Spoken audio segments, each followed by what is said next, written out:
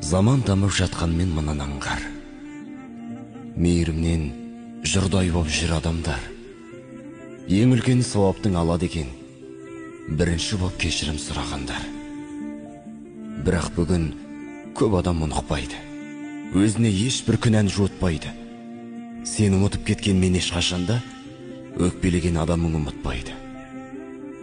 Көңіліне қойсақ та жара салып, менен оның төмен қой бағасы анық деген оймен кешірім сұрамаймыз. Тұрам ба деп алдында аласарып. Айналдық па? Тас жүрек сорлыға біз. Мейірімсіз боп кеттік сол кінәміз.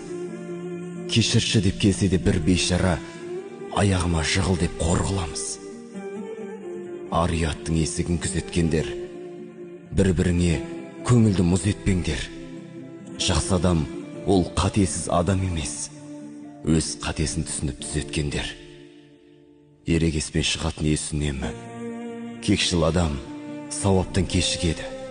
Кешіріңдер адамдар, бір-біріңді кешіргенді Құдай да кешіреді. Көктен биік болғандай көкірегім, өкінемін, көп сөйлеп көкіп едім. Біліп-білмей егерде ренжітсем, мен сіздерден кешірім өтінемін.